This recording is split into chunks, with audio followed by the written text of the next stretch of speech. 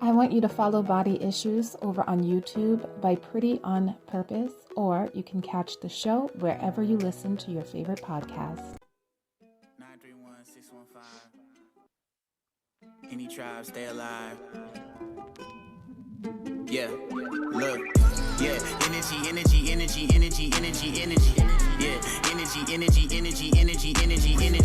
I got the light and it live in me. Only the tribe in my kin with me. I've been working like it's 10 of me. Catching the vibe for infinity. Yeah, energy. Yeah,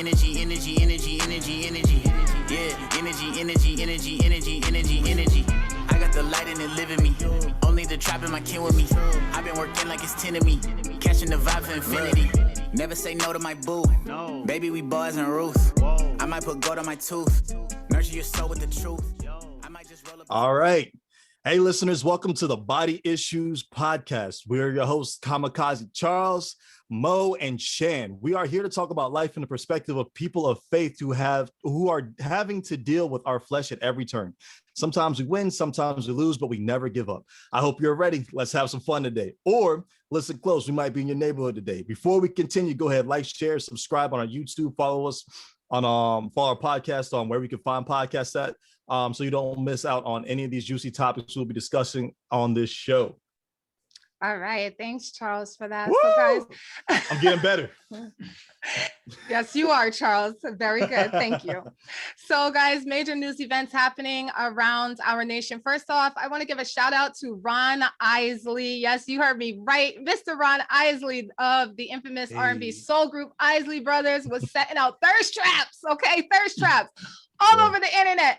If you did not catch him, he was over on Versus on Sunday evening. It was Isley Brothers versus Earth, Wind, and Fire, I believe. But Mr. Isley and that luscious beard of his took the show, looking amazing at age 79, turning 80 next month, set the internet ablaze. I just wanted to shout out, I want to give respect to our elders. So, in a twist of events, Nike may possibly be sued by USPS for their unreleased USPS themed Air Force Ones. These shoes bear a striking resemblance to the packaging labels that are used through the United States Postal Service, who says that Nike does not have their permission to use it.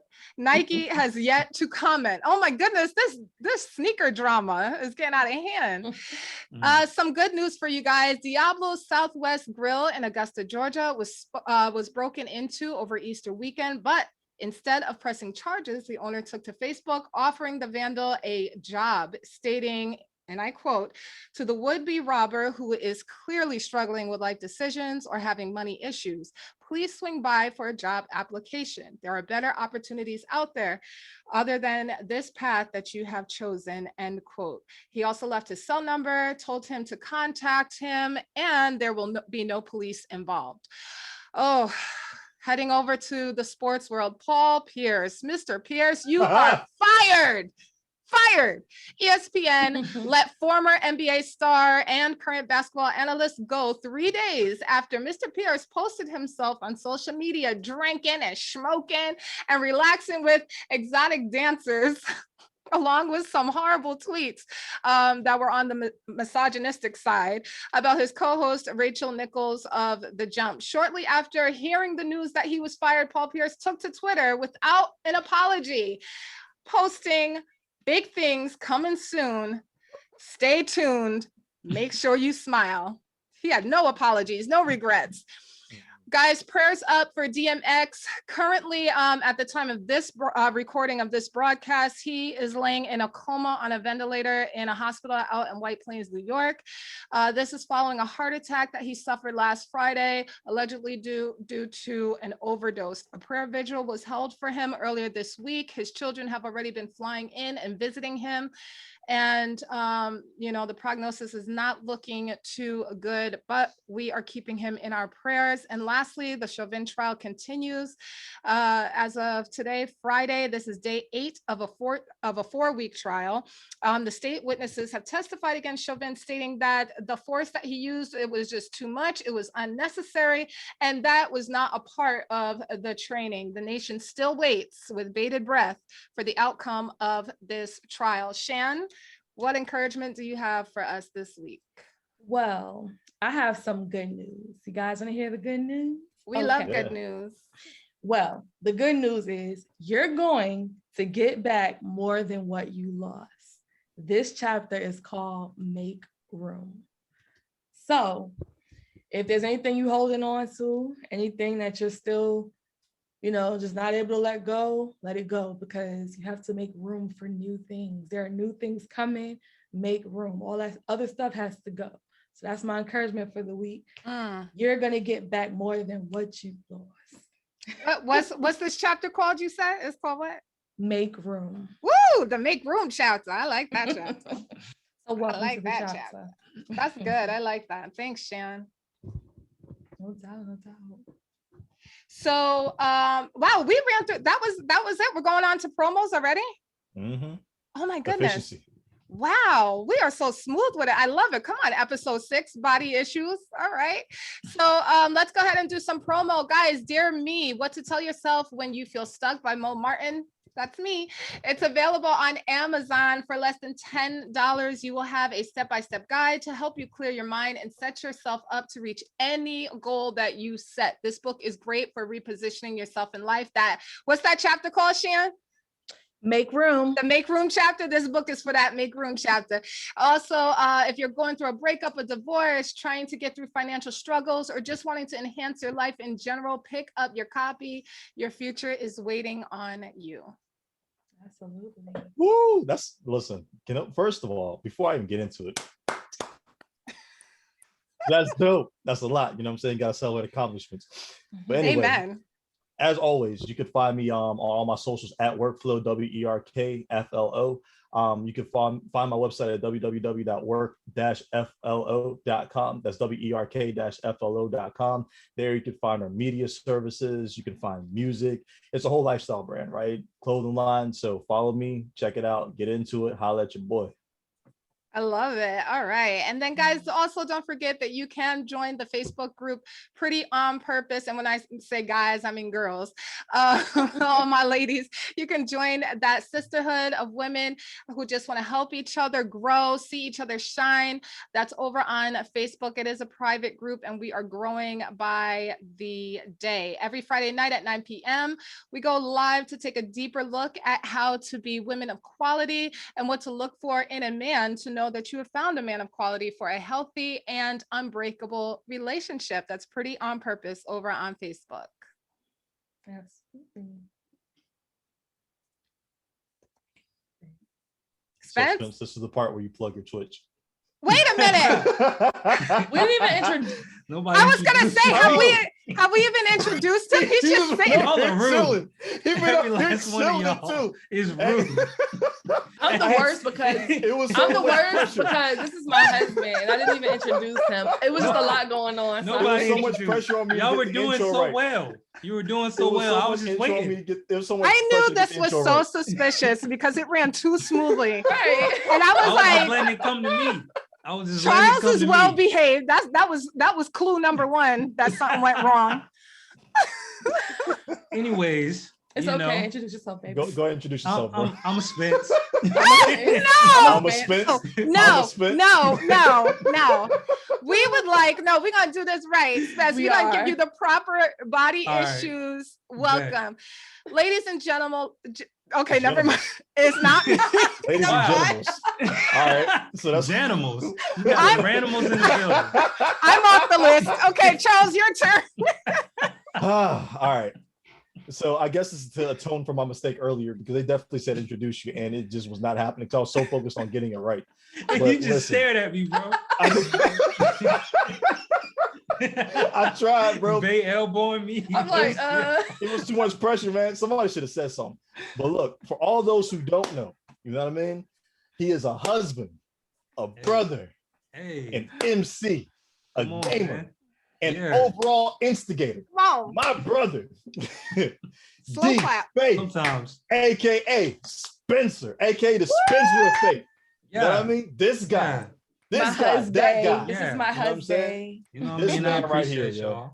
You know, appreciate. It's a blessing to be on the podcast. You know what I mean? A special guest, man. Big fan of the show. Big fan of the show.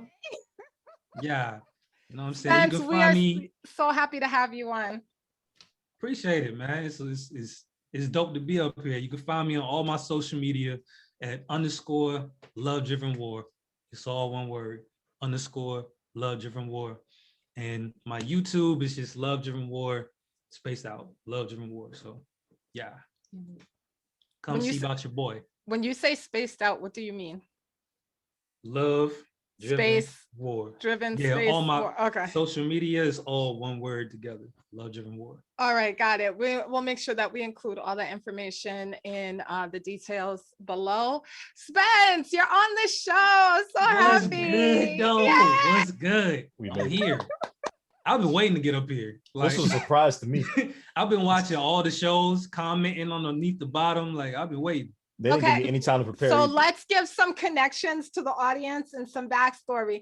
So Spence is married to Shan, your beautiful, gorgeous host Shan. So they're hubby and wifey.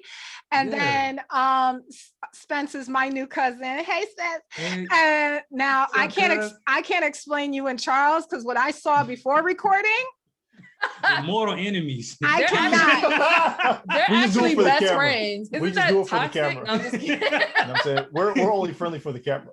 Listen, what I saw before recording, I can't explain. Go to war every time we see each other. But no, they have such a cool brotherhood and friendship. How long have you guys been friends? Since about 2009. Yeah. Oh wow. Yeah. Oh my goodness. It's been a minute. Oh yeah, so y'all solid. Mm-hmm. I love it. Okay, so Spence is here. He's among family. So we're gonna have a really good time today talking, because Shan, what we got? What's our issue today? We have, all right, so our body issue for today is, should church culture be canceled? What is church culture? Do you feel church culture has enhanced or hurt your faith? Is church hurt a real thing? How can it be avoided? And how can someone heal from being church hurt? Good. Wow. So this might have to be a part 1 and 2. You just split this episode up for next week. Yeah, Charles, you read my mind. I was thinking that too. Because this is a lot. This is going to be a lot. So wow. Okay, so we're gonna take it one step at a time.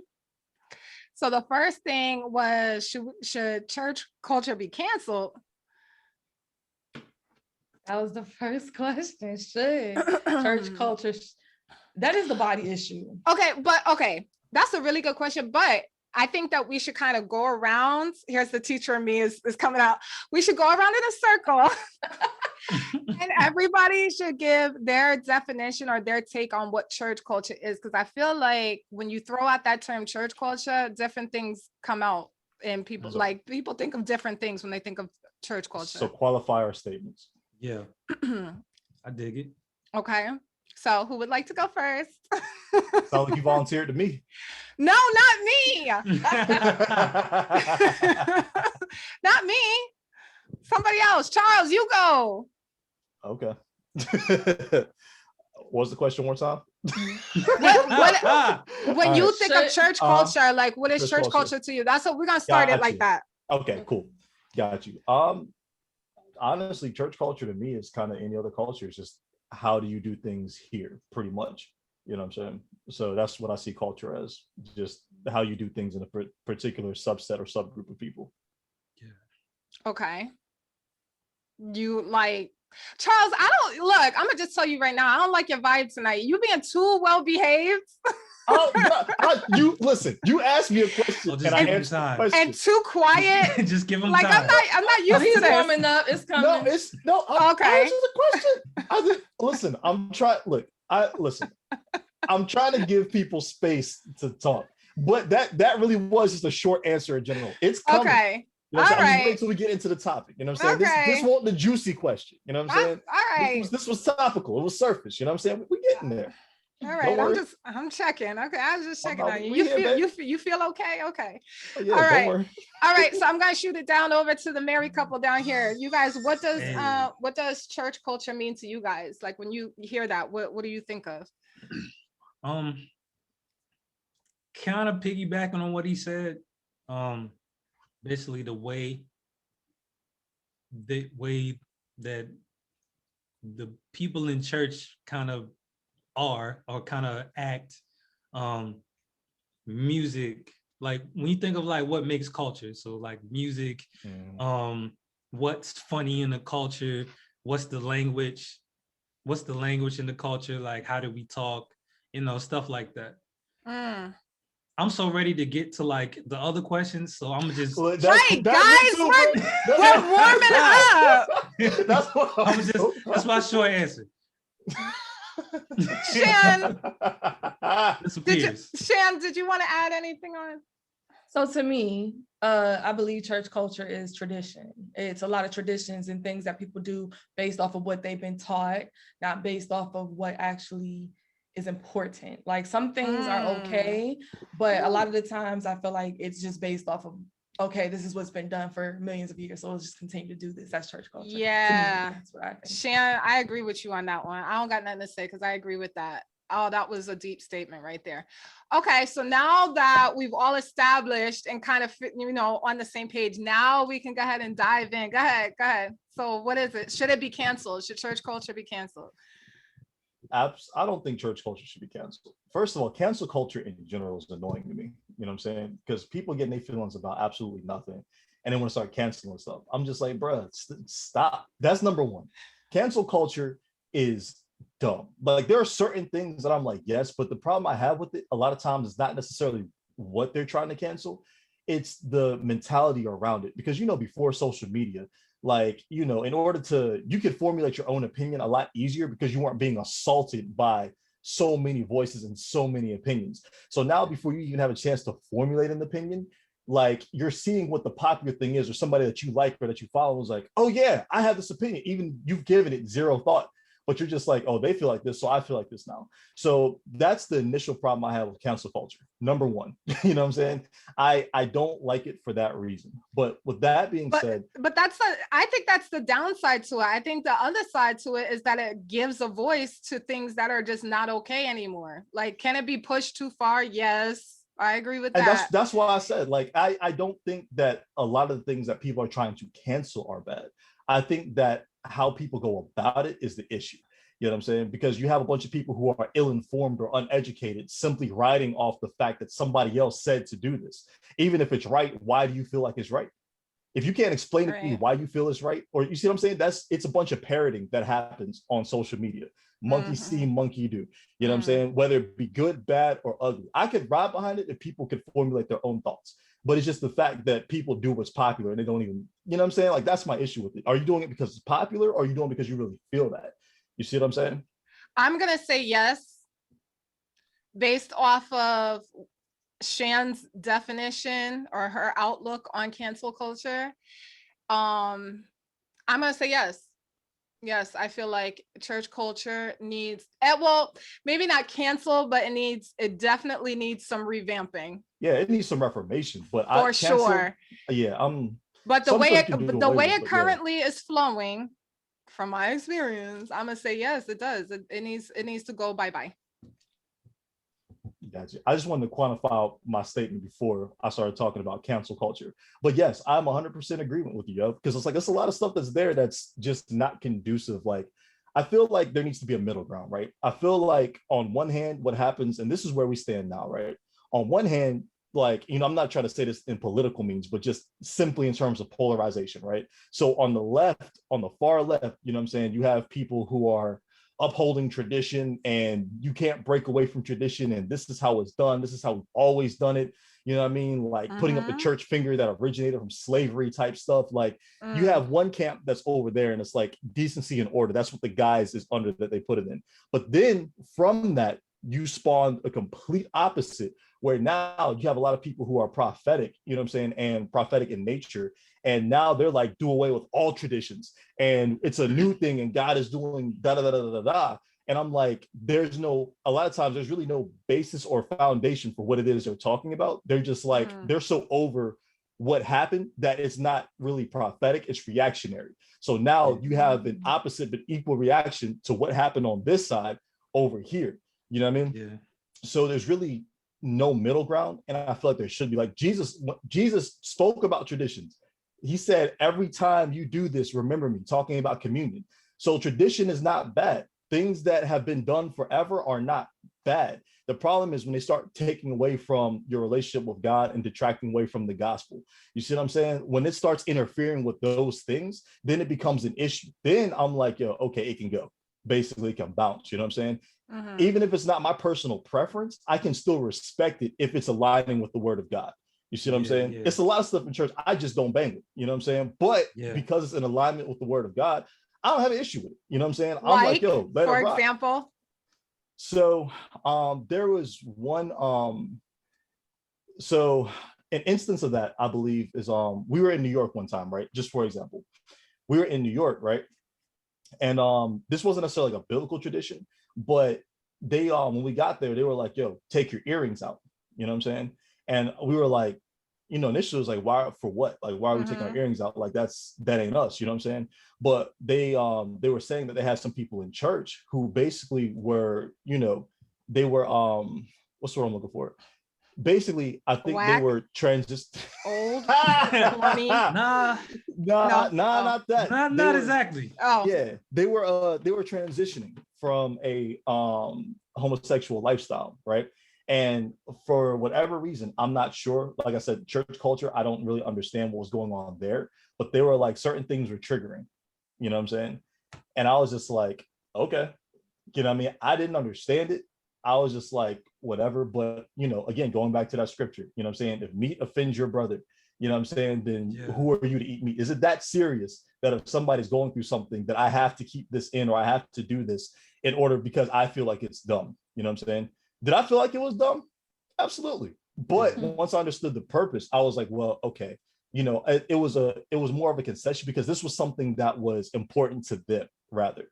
You know what I'm saying? Yeah. So that I'm willing to concede on, even though it's not necessarily anything that's within the Bible, but it's not necessarily going against anything either. Now, if they were just saying like, hey, take your earrings out because we don't like earrings, then I'm like, I feel like at that point I have more leeway to be like, why? You know what I'm saying? Or it's like, you know what? I'm good. I don't have, what is it about my earrings that's keeping me from delivering or receiving a message? Then to me, that becomes an example of something that's like, yo, for what? Like, I know, you know, the churches where it's like the women can't wear skirts or can't wear pants, rather. You see what I'm saying? Can't wear pants. Women can't be pastors. Women can't speak unless a man's there. It's a whole bunch of stuff that's like that. You know what I'm saying? That I can't really get behind because there's no real biblical basis for it. Like, you have tattoos, so you can't be in a pulpit or you can't be in certain ministries because you have tattoos. You see what I'm saying? Like, stuff like that, when the Bible clearly talks about it in Samuel, where God looks on the inward appearance and not the outward. You see what I'm saying? And a lot of that stuff is appearance driven, but that's what American Christianity has been founded on, is appearance. You see what I'm saying? And that's why we have these issues that we have now. So hopefully that answers your question. Go ahead, guys. Spence, Shan. Go ahead. Should it be canceled? That's the question, right? Should church culture be canceled? No. Now, if you would have asked me this maybe a few months ago, I would have been like, 3 weeks ago. Burn it. Wow, he said 3 weeks to be exact. Burn it. Burn it all. Start over. Burn it. Redo. Rewind. Burn it. God, stones, fire, brimstone, all of that. Just do away. Just start over. Reset. I feel that way about other things that I won't mention on your podcast. You know, the Fed's kicking my door. But continue. But when I really think about it, and I had to really think about this, and you know what helped? What? My man Kirk Franklin, yo. Kirk Franklin reminded me that some things, my mama and Kirk Franklin reminded me that some things that are traditional, it's not bad. It's okay. You know what I'm saying? Even if somebody does it to the max, you know what I'm saying? Like, it's okay. It's okay. Like, for example, my mom, she was asking me, like, did I hang pictures up in my house? And I was like, no. I was like, everybody has pictures on their phone. Like, I don't want to just have a whole bunch of pictures of people just hanging up on my wall. You know what I'm saying? But one day I came into her house, and I saw all these pictures she had of me of Shannon, of our family, of moments that we had with friends, just on the wall. And I felt like a little kid. I was just like, yo, you got this pic? Like, I didn't even. And she was like, she just patted me on my back and was like, see, it's okay. Some stuff is all right, babe. I was just like, well, you had a black movie moment. I was like, that's definitely a Tyler Perry moment. Yeah. You know what I'm saying? Like, you know, and when it comes to, you know, gospel and stuff like that, you know, it's a lot of gospel music I don't rock with. I just don't like the style, you know what I'm saying? But Kirk Franklin brought me back to like, yo, I love this song, you know what I'm saying? So it just reminded me that it's like, okay, it's nothing wrong with certain parts of the culture, the way people talk or do things. It just is what it is. You know what I'm saying? It's like you going anywhere in the world. Like people have the way that they do things, the way that they talk. Now, my problem is when that begins to become the standard of this is what church culture is, then no, that's completely wrong, because church culture should be expanded. It should look a lot more colorful. So many things. When Kirk Franklin dropped Stump, the church went crazy. Two sides. One side was like, no, this can't be. And all the young people was like, oh, bro, hold on. Yo. I gotta, since you're talking about Stump, I have to say this real quick, bro. Like, real quick. The same song. Right, listen, yeah, just real quick, bro. Dog, I kid you not. When I was still at Calvary, yo, going on that church, right? This dude, I forget who he was. Shout out to Calvary. You know what I'm saying? CRC, what up? But look, I was out there and like, I don't know how we started talking, but we started talking about rap, because I think he knew I did rap. And he's like, yo, that's what's up. And he was like, man, listen, when Kirk Franklin came out, a lot of people hated him. But when Kirk Franklin came out, I was in the club and they was playing Stomp in the club. And I was like, yo, this is hard. But he's like, yo, I started listening. And I was like, oh, this gospel? Whoa. And he said right then and there, he gave his life back to God, yo, and started going back to church. You know what I'm saying? Like in the club right then and there, is like, you know what? Let me go ahead and, you know what I'm saying? And Stomp did it. You know what I'm saying? Yeah. So like I had to say that when you said it, bro. Yeah, like like this dude on Facebook I follow, whatever. He on the West Coast. He was talking about how like when Kirk Franklin dropped that, you know, like Bloods and Crips over there, they was like rocking with it. And this is the thing, you know what I'm saying? Like, and I'm wrapping up, you know what I'm saying? Because I'm a talker at times. But this is the thing, like when Kirk Franklin dropped that, it was new. Like it came straight from the Father. It was creative and it was for that time. Like, and it brought it changed things. It like rejuvenized people, you know what I'm saying, that were believers. And for young Christians, it just was like, yo, it made Jesus, he's cool already, but it's like when you get to see God's creativity through the different people on this earth, you see how cool God is for real. Right. You know well, it made him relevant. Yeah, you know what I'm saying? So it's like when your tradition starts to limit that from happening and you're like, no, we just have to keep on doing this. I'm like, bro, that we ain't doing that no more. They don't even make music to clap to like that no more. Not that type of clap, but you know what I'm saying? That's neither here nor there. All right. But go ahead, babe. I mean, I already said what I said, but yeah, church culture should be canceled. I hear what y'all saying. No, but there's certain things that we could keep, but there's quite a few things that need to go. Seriously. I think it needs to go. Yeah, like Mo said, she said some things need to be revamped, and I'm gonna go with that. I'm not gonna say that everything needs to go, but there's a lot that can't go. It's unnecessary. And I ain't gonna say that, but anyway, yeah. I definitely feel like we can do without some of the church culture that we have. So, and you know what too, I think that you guys have been in church a lot longer than me and Spence have been, so I think your perspective on a lot of that is going to be a little bit different. Kids. Oh yeah, I didn't know Mo was a preacher's. Yeah, so y'all, your perspective is understandably. Yeah, I know. I don't act like it. Yes, but I am. Yeah, so y'all might have different optics. I was at Thug in church when everybody else was clapping. I was like, Exactly. But okay, but so yeah, that's a good point, because different. I was the same way, Spence. Like we talked about in our last episode, I love music, and I'm a dancer. Just by nature, I like to dance and move my body. So if I hear something in church, I'm like, okay, and I'll move it to it. And then I got people looking at me and, oh, she's still out in them streets. I mean, granted, I was, but still. The fact that I couldn't express myself the way I wanted to, that's what I'm saying. Church culture makes you feel like if you're not doing it like this, then it's of the devil, or your life is messed up and this and that. So that's why I said no.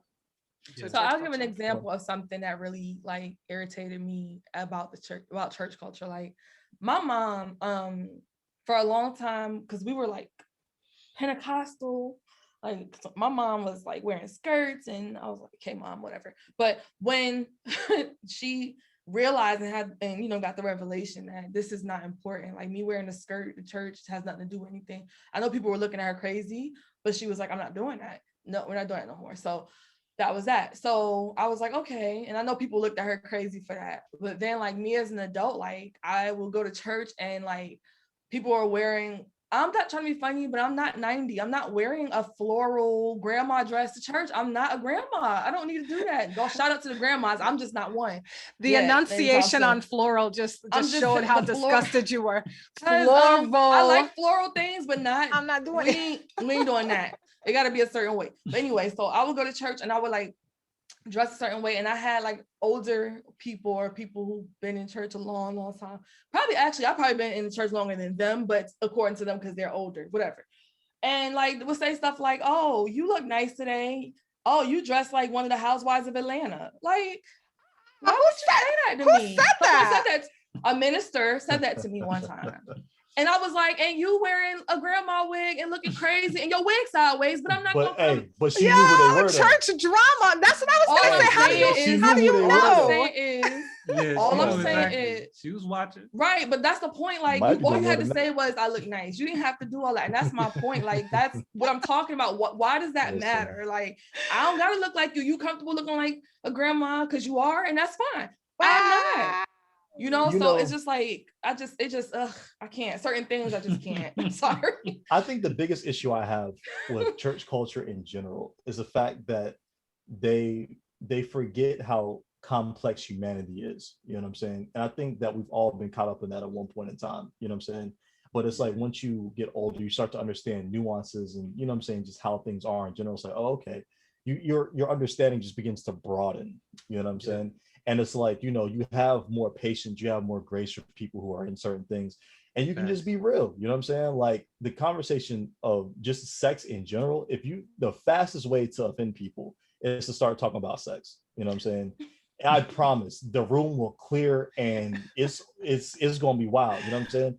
But that's another thing. It's like people, they're not real about it. That's just one of the things, you know what I'm saying? I'm like, yo, Sister Johnson got about 18 grandkids. How they get here? Because Sister Johnson was walking around in that moo-moo, you know what I'm saying? And Deacon Johnson was like, he had a long day at the steel mill, and Deacon Johnson was like, I'm finna go back to work. You feel me?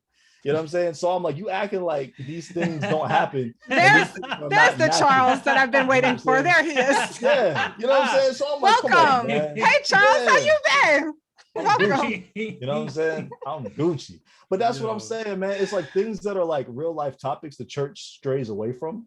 And they act like they've never heard of them. They've never seen them. You know what I'm saying? I don't want to generalize overall because there are ministries out there they're out there. Yeah, absolutely. You know what I'm saying? So I don't want to sit up here and be like, the whole, but I'm sorry, go ahead.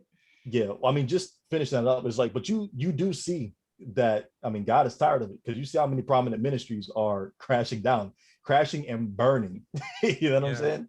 So, it's the appearance. It's the appearance of being holy than actually living in holiness. Yep. People see straight through it. It's the appearance of, and it's fake, and you don't want nothing to do with it. Yes.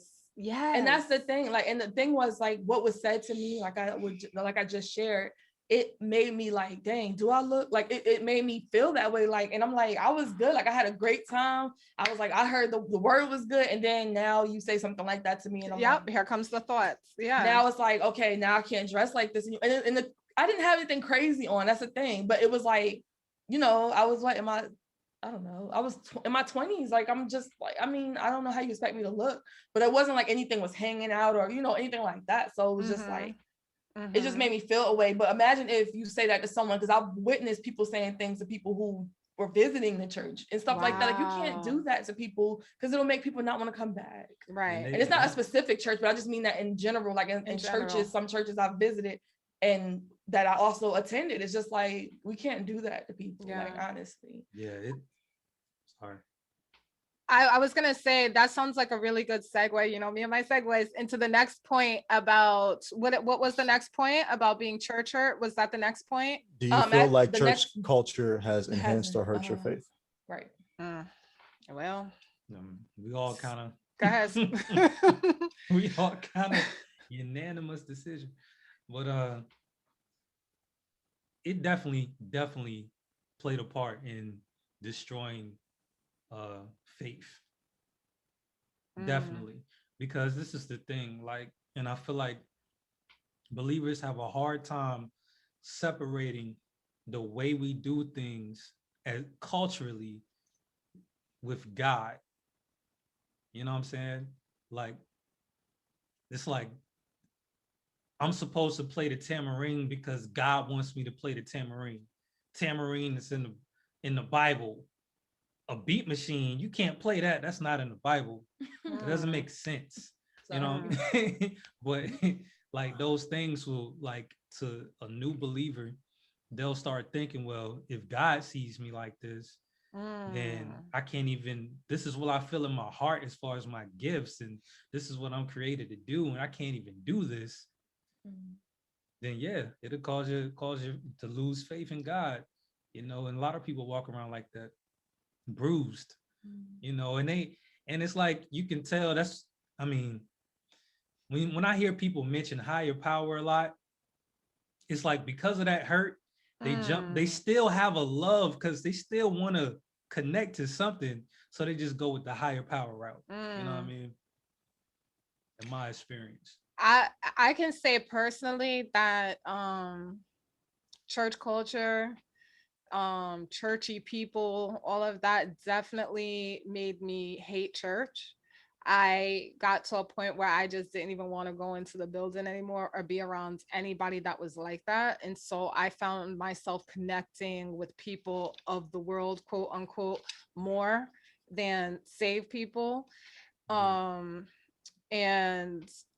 because I just didn't understand their mindset. Like, this isn't the Jesus that I'm getting to know, but y'all making me not like really want to have anything to do with any of this, you know?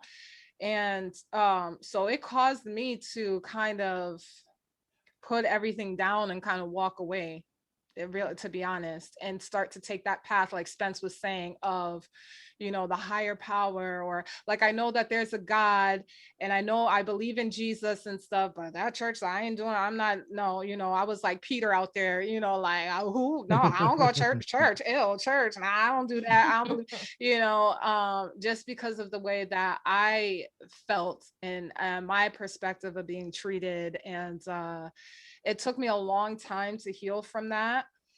I'm currently still, to this day, having a hard time finding a church home where I feel connected. And I know that, you know, every church isn't going to be perfect and stuff like that, but from the leadership down, at least, where it's not cliquish, where it's not like, you know, you got to be in at least 3 of our programs and then we'll talk to you, or, you know what I'm saying? And I'm a veteran Christian coming in and feeling this way at different churches. I can't imagine somebody new to the faith coming in, you know? Yeah. So I could see that it does a lot of damage to people's faith and walk with God, for sure. It puts a lot of pressure on new believers. Like, I think you and Spencer were saying, because it's like, I mean, if you don't know anything, if you know that, because I've seen this, I've watched this happen where people are like, yo, I really need to change my life. And it's like, these are people that was wild, like wilding, you know what I'm saying? Yeah. And they were like, yo, I need to get it together, I need to change. So I was like, all right, cool, you know what I'm saying? And you know, they give their life to God, they're like, yo, I'm done with this, da da da da. But then what happens is they go to a church and the church don't got nothing for them. You know what I'm saying? It's just kind of like, well, you know what I'm saying? It's like, it's people that, you know, don't know how to talk to people, or don't know, or can't relate, or can't understand, or they give out generic things like, oh, God is going to help you do. It's like, all right, I believe that, but what's the practical advice and the practical steps to, you know what I'm saying, help distance myself and stay away from, you know what I'm saying, certain things. And there are certain, like, again, not to generalize, because there are certain people in different churches that do have that understanding, that are welcoming, that are really, really good at that. But for somebody who's doing it, it can be a lot, and it can be easy to give up, because it's like, bro, this is too much. And for real, for lack of better terms, a lot of it is dry. You know what I'm saying? It's straight up dry. Because when I was out there, I was out there. You know what I'm saying? So now I'm like in church, I'm like, all right. And it was dope, because the church that I went to, like, they, at one point in time, they really put a lot of energy into the youth specifically. Like, there were a lot of places that talked about, you know, helping youth, but like where I was at, they really did it. And I was rocking with it. I was still out there wilding, but I knew that they cared about me though. And I knew that me wilding was a choice. You know what I'm saying? But I knew that there's, if I know if I come here, there are people that genuinely care about me. You know what I'm saying? Yeah. And I can hear something that I need to hear in the midst of me wilding that actually might keep me from, you know what I'm saying, going as far as I want to go, or X, Y, and Z. It's just a good feeling to feel like you love. You know what I'm saying? Like, that's basically what it boils down to. You know what I'm saying? But a lot of that now doesn't exist. You know what I'm saying? Because you have celebrity pastors now. You know what I'm saying? Everything has gone to being more entertainment driven. You know what I'm saying? So it's like, you know, it's love with conditions. So you got to sign up for this, you got to volunteer here, you got to, and then we'll remember your name, then we'll give you a hug when we see you. And then that's the thing, because we had alluded to that, I think it was on the last episode or the one before that, but basically, like, the issue becomes now, if I'm gifted in something that's outside of what church culture deems usable, then what do I do? You see what I'm saying? I have this burning desire in me to do what I have to do in me, but there's zero outlet around the people that I feel like are supposed to be facilitating this. If anybody, y'all are supposed to understand. You see what I'm saying? Again, the everybody out there is going to know God by how we love each other. Not seeing God. What did he say? By how we love each other. That's how people see. That's how he's represented. You see what I'm saying? And the problem with the body is that it hasn't been happening like that. You know what I'm saying? So of course you're going to have people walking away saying, hey, universe. Of course you're going to have people walking away saying, hey, higher power. So I believe that, not necessarily talking about me specifically, but I believe that it can be damaging to your faith if you're getting to it initially. You know what I'm saying? Because of all that. Now, as far as I'm concerned, it didn't really mess with my faith, but it was just disheartening to see. You know what I'm saying? Because I'm like, here we are supposed to be a body, and y'all are caught up on X, Y, and Z and can't get past that, and are literally arguing about things that aren't worth the time and energy to argue. You know what I'm saying? I have a whole theory on how church should be structured, but we can get to that. Pastor Charles. Okay.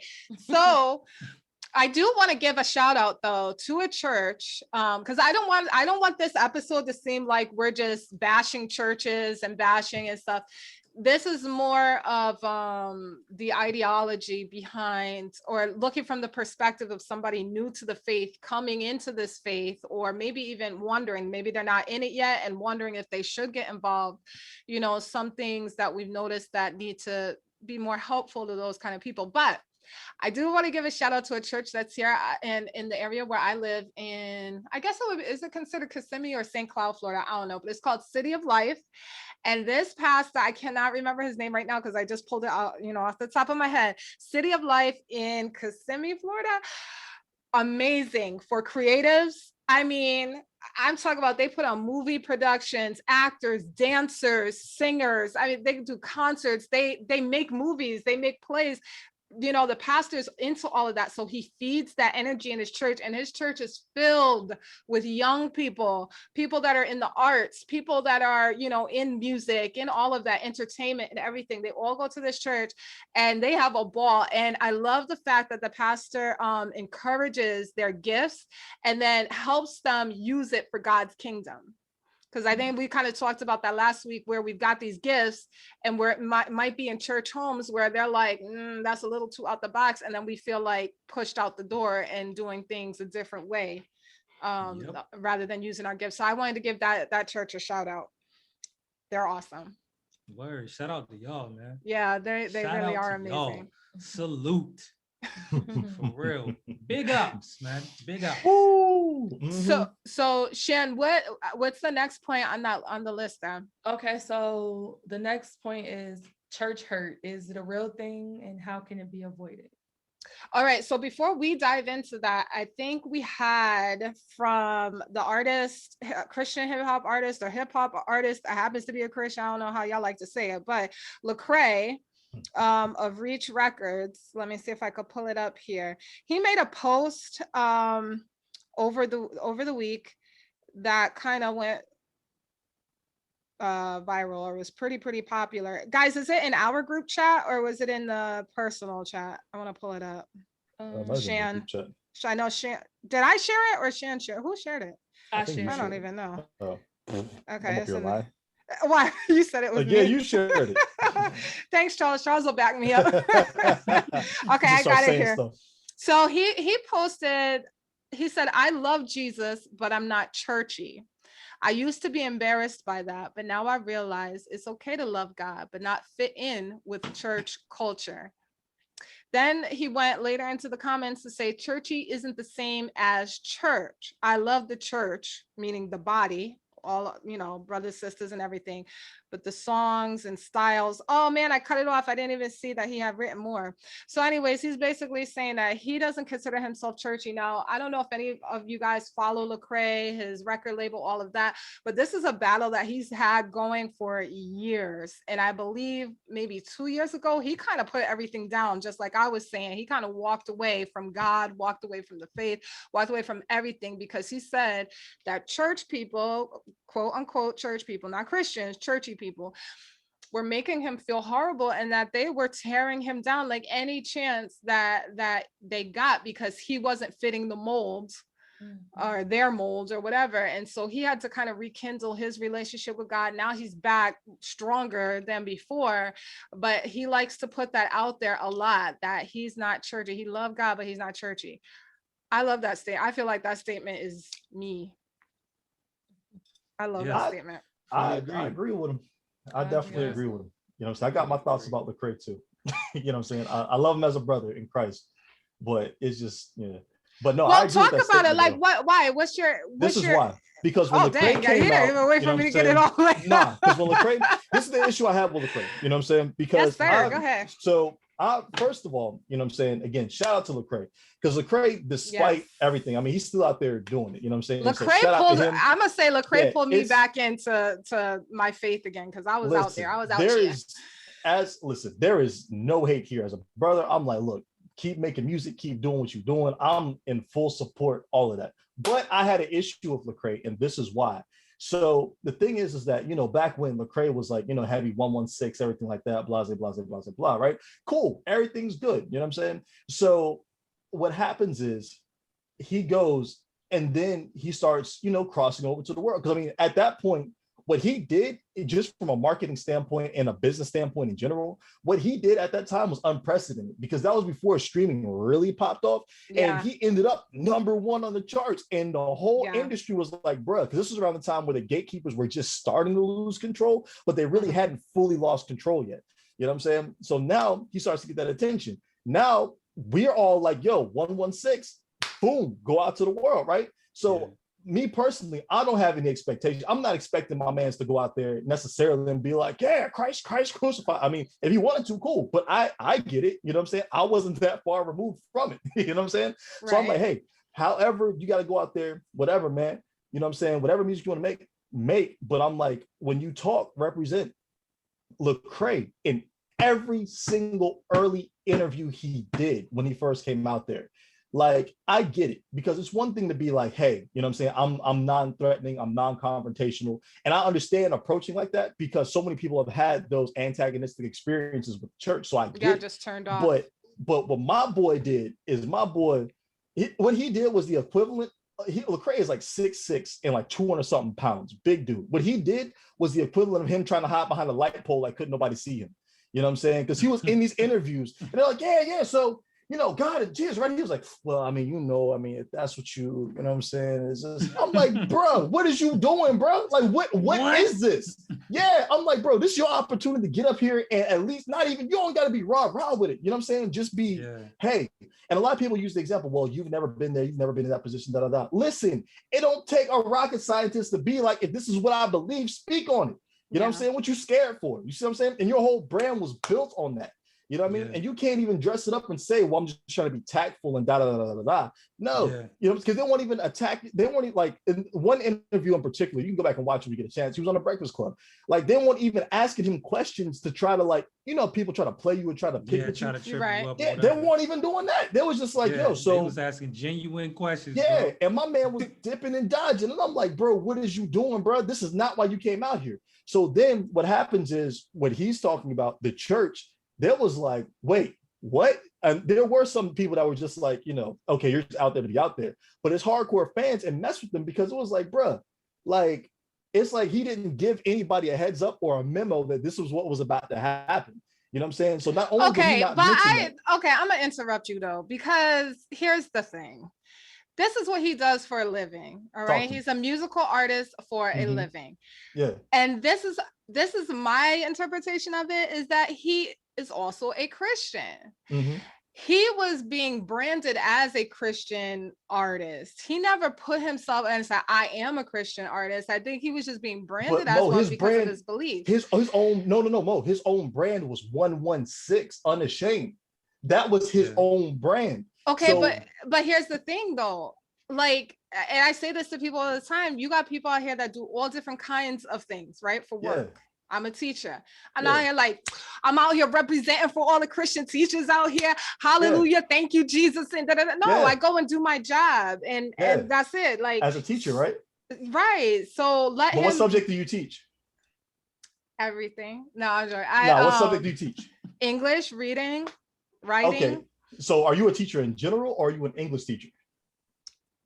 Like, just a teacher. You're a teacher in general. Yeah. Okay. So you're not branding yourself as an English teacher. You're just a teacher in general, right? Well, right. Yeah. Okay. Then that's basically what Lecrae did. Only the opposite. He said, I am 116. I am unashamed. I am a believer. His entire from the ground up was built that way. Now, if he didn't do that, if that was not his brand, if he was just making music, came out and said that, and they tried to dig up and unearth his faith, then what you're saying, I could rock with. But I can't, because that's how he literally built his brand. That's why people were so turned off to it. It wasn't just people just turned their backs on him. It's you were supposed to be 116. Like, people got this tatted on their bodies, 116. Yeah, he was signing it so people could get tatted 116.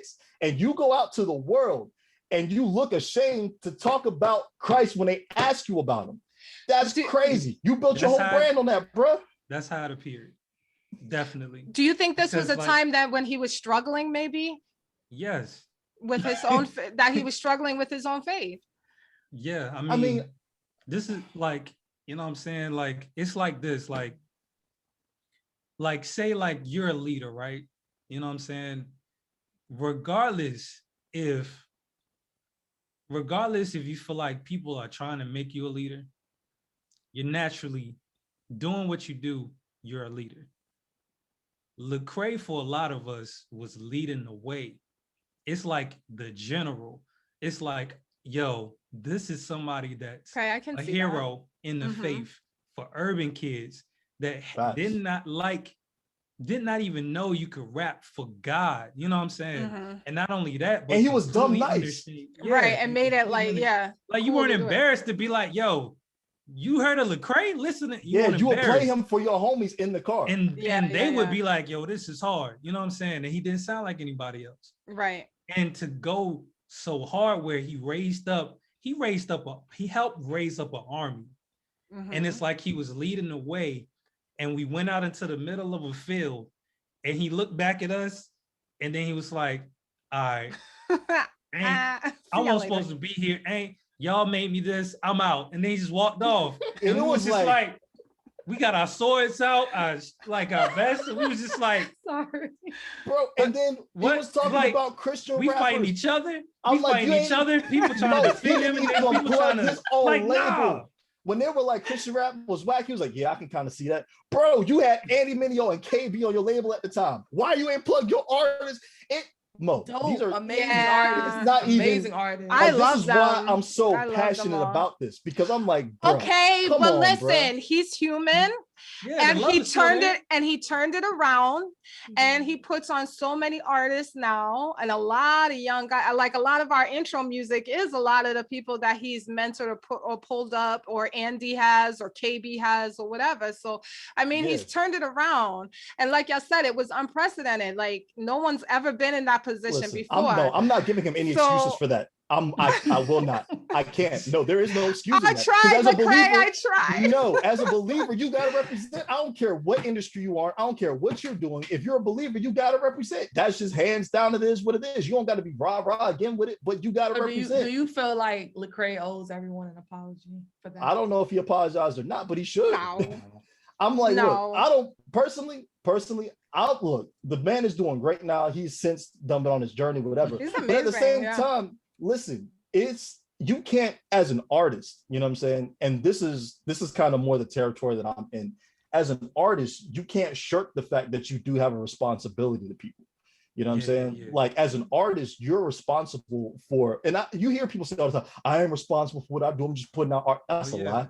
You know what I'm saying? You are responsible directly for actions and things that you do, because there are people like, well, all of us are, Charles. Exactly. All of us, artists or not, just walking around as Christians, regardless of if we have 1 million people following us or one. And you got a responsibility to people, man. And it's like, you can't sit up here and say that, oh, y'all put me here. No, you have to understand that this comes with the territory, bro. You know what I'm saying? Like if I'm saying that I'm doing music, if I'm an artist, I got to know what comes with that. I got to know that I'm going to have to sign autographs to my fingers cramp. I don't know if you had to do that. Signing autographs is the worst.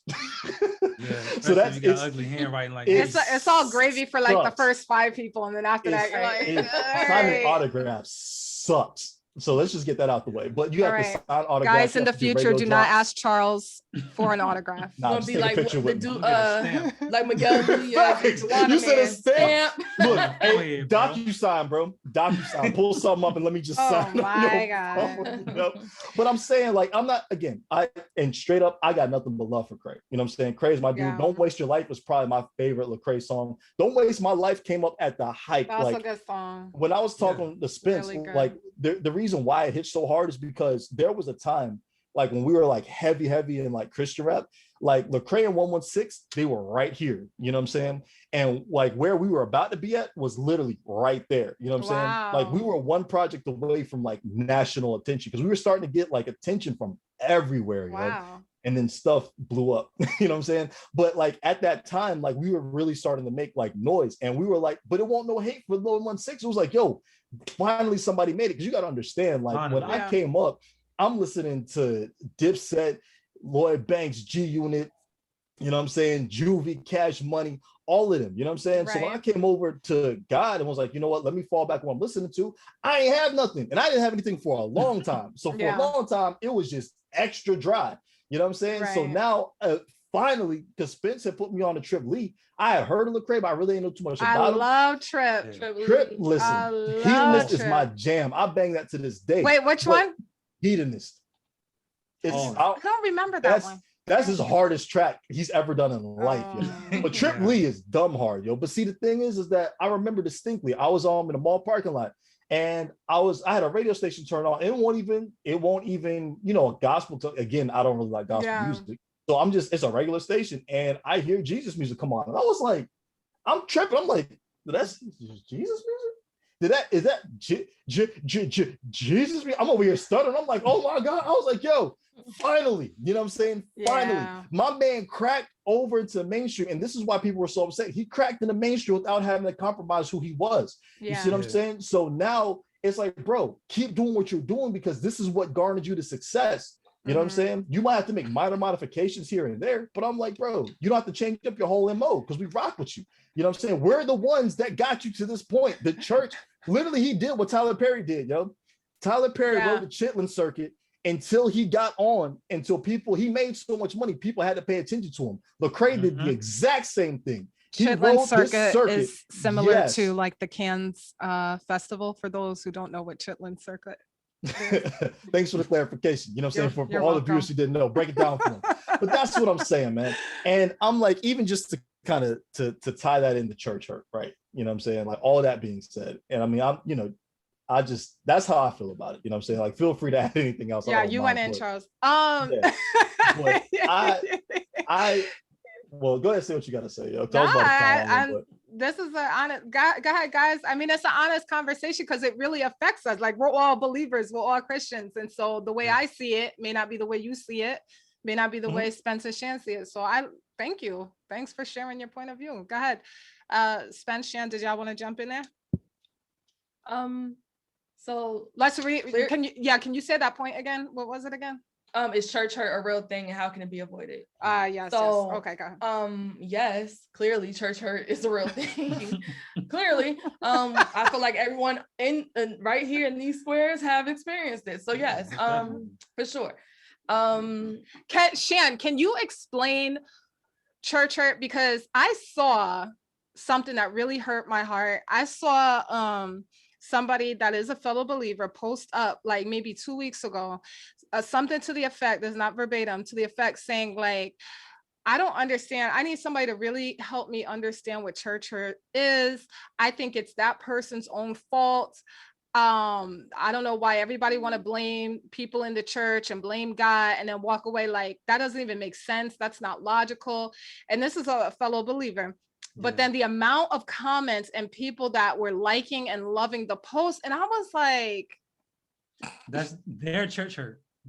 You, if you're watching this, you're church hurt.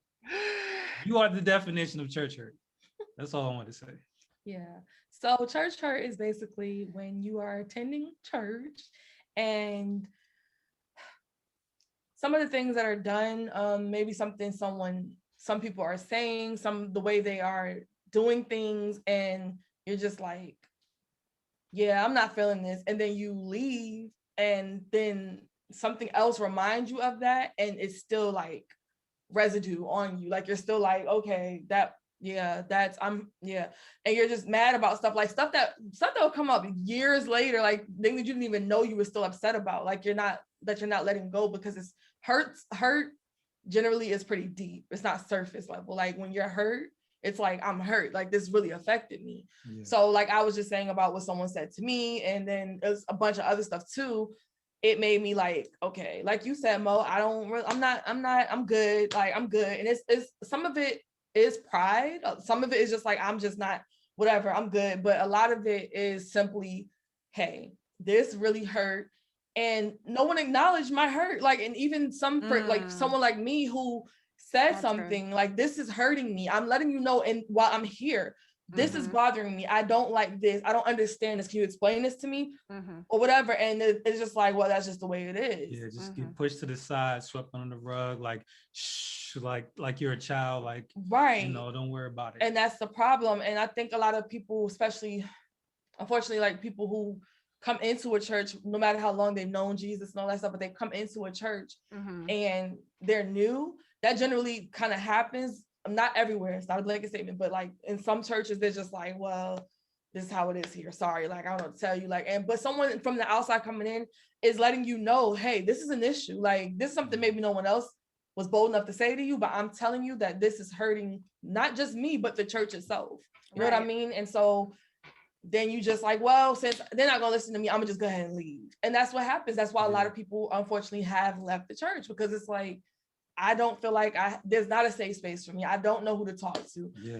And this is a little off topic. This is something I thought about the other day. It would be really dope, and I don't know if this actually exists, but I feel like a lot of things stem from like people's childhoods and stuff that they're still dealing with on their own, and they come there broken already. And so I feel like it'd be really dope to have people who even are maybe even educated or have experience in mental health to actually sit down and talk to these people. Because you're going to churches and everybody's relying on a pastor. I'm gonna talk to pastor, and that's one person. Like, and a pastor is super, like, we get it, like, okay, that's the person, you go to for most things, but that's not That's another church culture thing that we need to stop doing. Like, it's not always, I should be able to come to Charles and be like, hey, look, I'm having this issue, like, and maybe he can help me. Like, that's why I feel like there should be people set that can actually sit and talk to people. And I feel like there are people who literally go to church, don't get paid for doing certain things, and will do it. So somebody like me, who's been in the mental health field for 10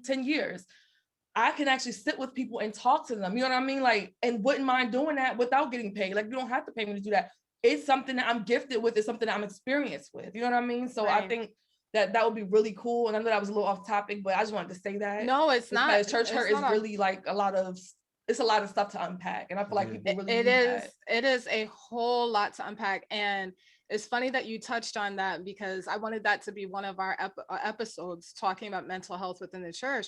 But you're right. Like, there's people coming from broken places, broken situations. And when they come to church, and experience things that are similar to what they're running from, they're like, well, then what's the sense of me waking up early and driving over here across town, and when I'm dealing with the same exact people, same exact type of stuff.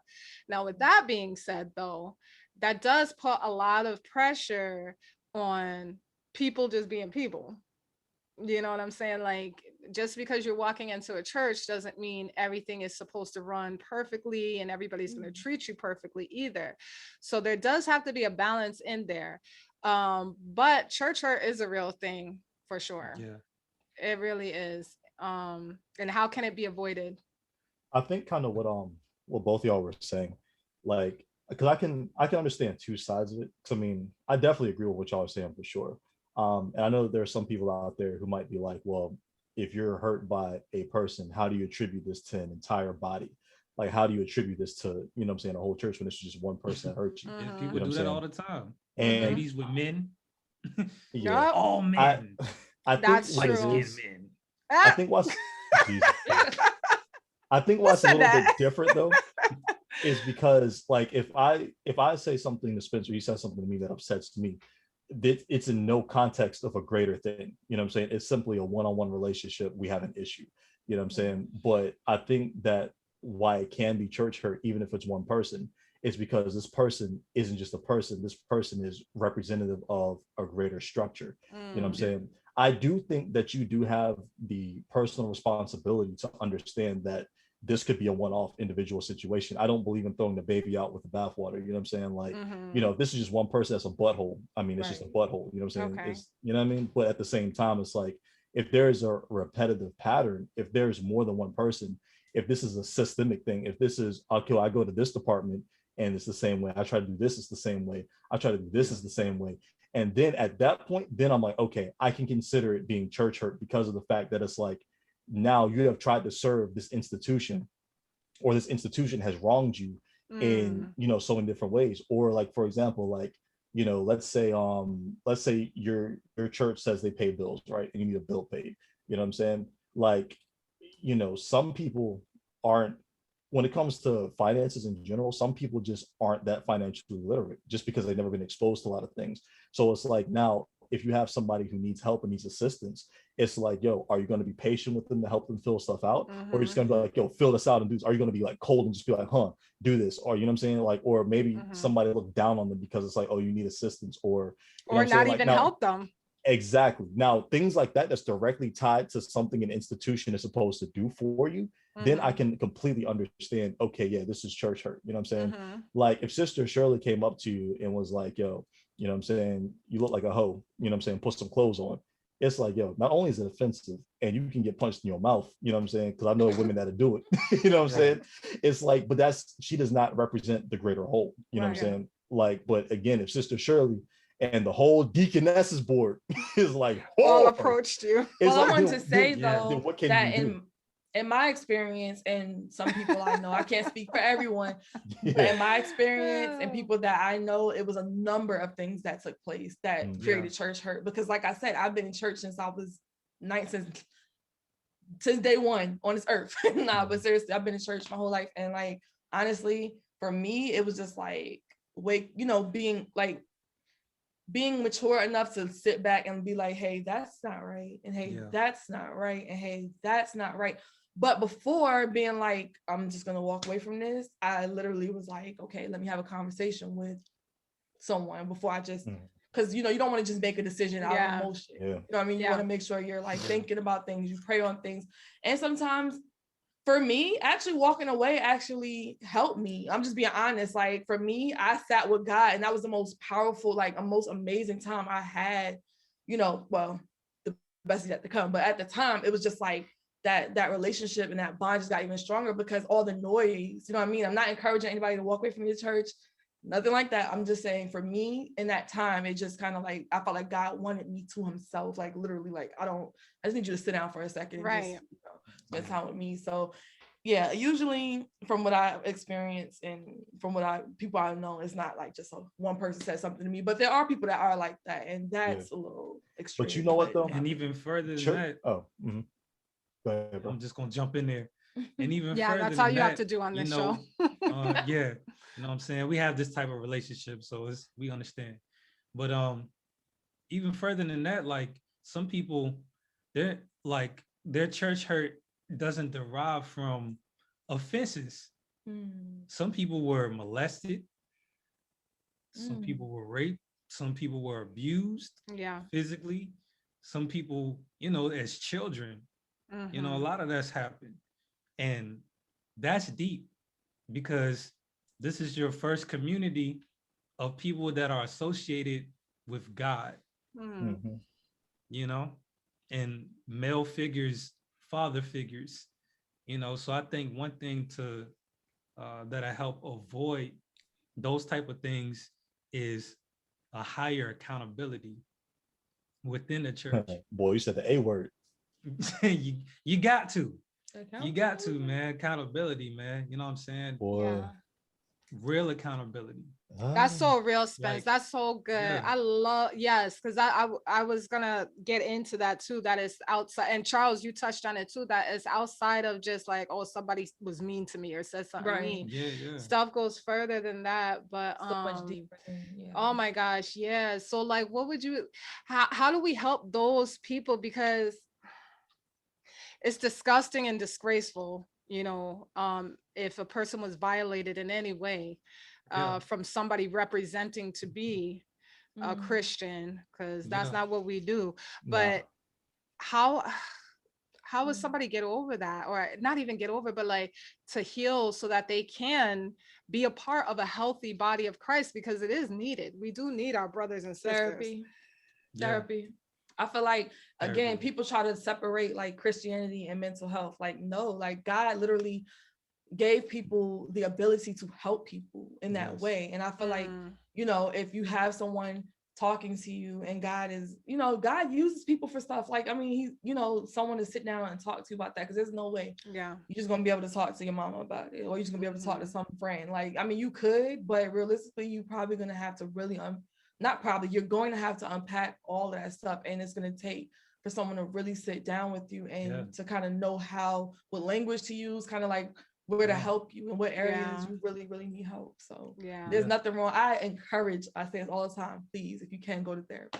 It's great. God designed your mind. God knows how fragile the mind is.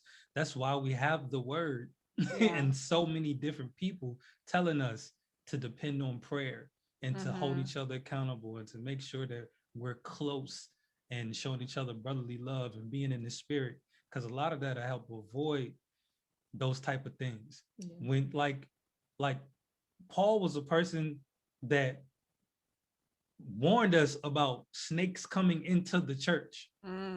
Like, I feel like we don't even have that mentality when it comes to church and churches, to be on watch for people and how they carry themselves. Because I guarantee it's telltale signs, you know what I'm saying? And it's just certain things, certain things, they happen, you can try all you can and it just happens, you know what I'm saying? But a lot of things can be avoided, that's what I think. Man, I feel as far like as the people that's in are or should be responsible for you when you can't be responsible for yourself. Let me tell you about church and what I feel like church should be. Church should be a revolving door. The problem with church is that it's a cesspool. as it exists now, because people have been in church, they're sitting in church, they're not leaving church, and they're not doing anything in church. People are in positions of power that have no business being there, and it's nepotism in the church. You know what I'm saying? People are putting their friends in position of power for the simple fact that they're their friends or they're cool with them. Not one gifting in sight, not one administrative ability. It's just, yo, you my homeboy, so now you do this, or you my homegirl, so yo, you do this. You know what I'm saying? You're assistant pastor. Exactly. And don't know. And you want to knock down everything. Exactly. And then, like what Shannon was talking about, I fully support the idea of, if you want to join, go through therapy, because you don't know what's there. You know what I'm saying? Like, you'd be amazed at how many people walk around. First of all, there's a lot of people that walk around with mental illness that don't even know they have mental illness.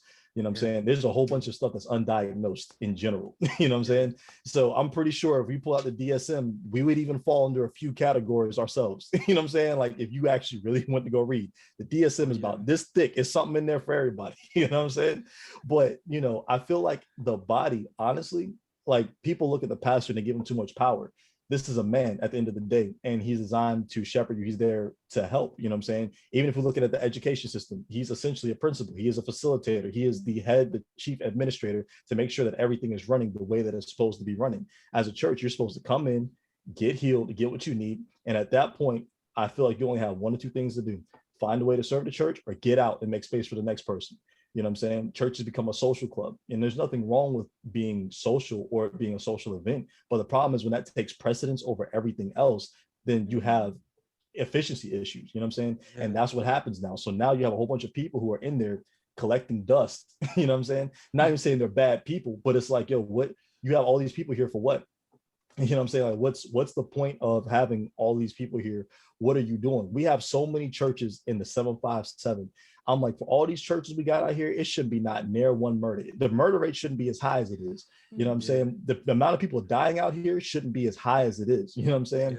Yeah. The rate of STDs, AIDS, HIV should not be as high as it is out here for all these churches we got.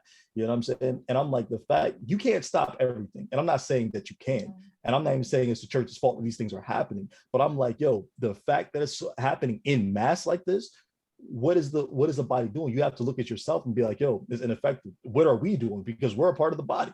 Yeah. You know what I'm saying? It's like, so we have to look at ourselves and be like, what's going wrong here? And I feel like the physical application of the church has become way more than what was originally supposed to be. Because even if you look at how they did in Acts, you came together on the first day to celebrate God and remember. You know what I'm saying? And that's it. But the rest of the time, what did they do? They either went out preaching God, or they were working in their occupations. They only did one or two things. You know what I'm saying?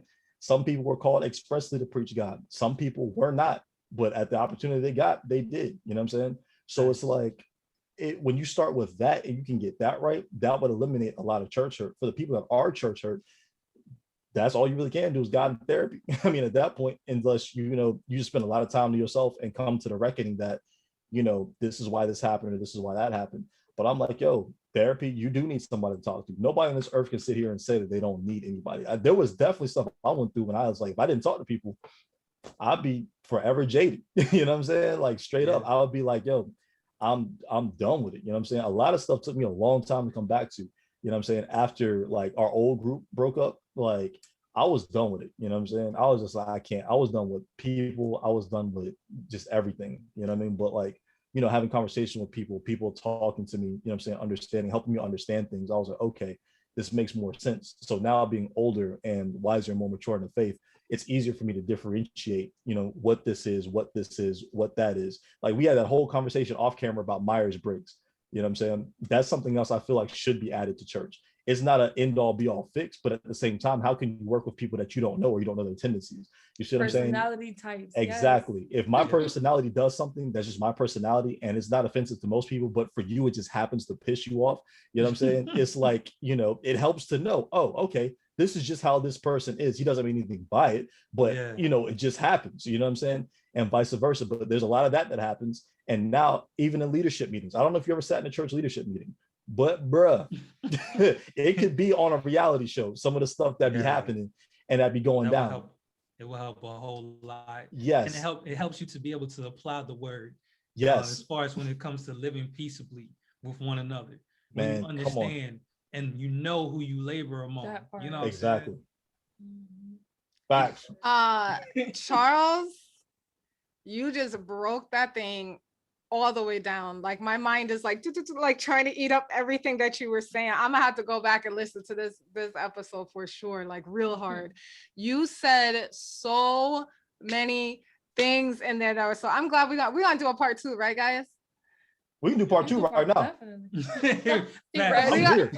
I'm here. We gotta do a part 2 because it was we can cut this in half right here and start the next one right now, yo. I'm hot. He ready? He like, I'm hot, I'm ready. Facts, there's more to come. So many good things you said in that. Oh my gosh. Wow. Okay. Wow. I can't even respond to it right now because my brain is still like swishing it all around and like, you know, eating it all up. Wow, this is such a deep topic though. And my heart really, Spence, the fact that you brought that up, my heart is really going out to these people that are really out here hurting and feeling like they can't come to the church. Yeah. Because someone within the church really messed them up spiritually. And now they out here trying all different kinds of other things. It sucks. And it's hard to break through that. My heart is really like going out for them right now. Yeah, it's this guy that I follow, Preston Perry. You ever heard of Jackie Perry? Yes. She raps, does poetry, like yeah. Her husband, he does apologetics, and like he loves to go out on the street and like witness to people and talk to people of all different type of faiths and just all walks of life, and he'll challenge their belief system when it comes to God and present the gospel to them. And there's one girl that he was talking to, you know, she was talking about how, you know, she's really into like, she worships her ancestors because she had got raped and molested as a child. And she was like, you know, I tried to get with Jesus and they just kept telling me, you know, to pray this and to pray that, but you know, it just wasn't working for me. I didn't have any peace. But now when I talk to the ancestors, you know, they give me peace and I do this, you know what I'm saying? And like he was able to break through enough to show that he was non-threatening, and for her to, you know, hear him and kind of hear him out and plant a seed. But still, it was so much of a hard shell. Yeah, and there's so many people walking around out there like that, you know? Remember, we were in Pittsburgh years ago, 2009. You already know where I'm going with this, bro. We were in Pittsburgh and we ended up going inside the shop. I'm gonna tell the whole story on if we do a part 2. You know what I'm saying? Because this is a wild story.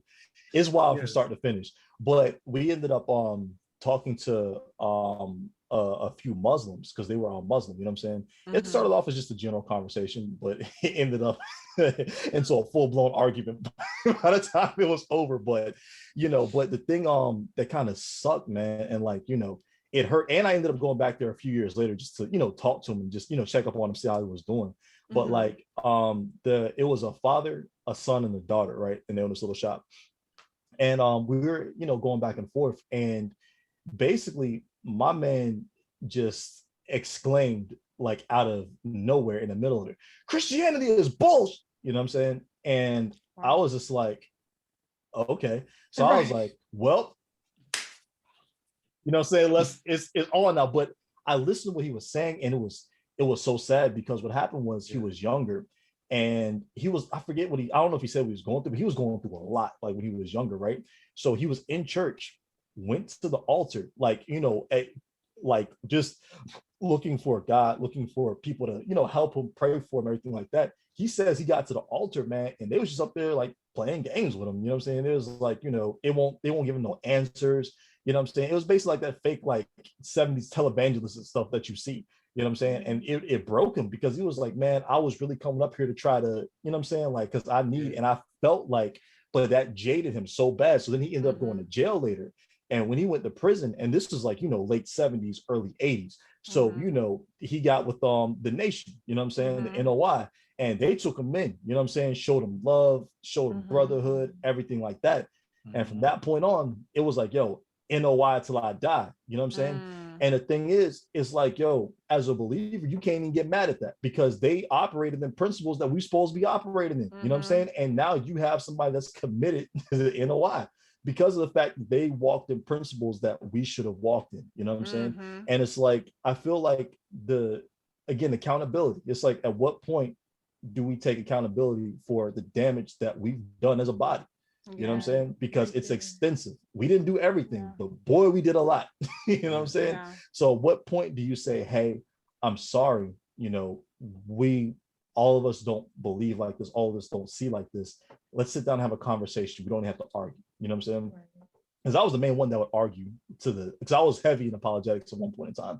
But just getting older, I realized it's like, yo, why are you trying to win arguments, win souls? You know what I'm saying? Like, talk to people, understand more, you know what I'm saying? So now, like, I listen, I talk, I can understand where people are coming from, and I'm like, okay, I get it. And instead of, sometimes I don't even say anything, it just, for me, I'm like, how can I better alter my approach? How can I better love individuals, you know what I'm saying, to bring them here into the kingdom, to share with them what I believe, not proselytize, but share with them genuinely what I believe, breaking bread with them, you know what I'm saying? Like, you know, not shaking my fist in the air, you know what I'm saying? Like, God is this, God is that, because truthfully, most people don't care about God either way, you know what I'm saying? But it's like, what do I have that I can give you to show you why I'm so passionate about this life that I live? You know what I'm saying? Like, that's where I ask myself. What I've found in talking to people, and I think we have to get back to the basics in Christianity, which is love. We're talking to so many different people from so many different walks of life. It does not matter. People have a million gazillion different stories. It all filters down to wanting to feel loved, accepted, and heard. It comes, and once people feel that from you, they pretty much are open to whatever, like it is. I could be telling you something that's horrible for you, but because I made you feel loved, accepted, and heard, you have an ear for whatever I'm telling you. And then it also, so that just making people feel loved and accepted, no matter what, you make people feel loved and accepted, because God is love. And we can't say that we serve God and believe in God, but then have all these conditions for people. Well, no, you can't be gay. No, you can't be in a polyamorous relationship. No, you can't be this, you can't be that. Like, who are you? God is accepting you with all your faults and mistakes and everything, and all your ugliness. If God put out a scroll on my life, look, I'd be mad at me. I would like roll it back up, God. Well, all the stuff that I done did, and I share my testimony a lot with people, and what I share be knocking people out. If I told you everything, imagine the stuff I don't share. And God loves me anyway. So look, yes.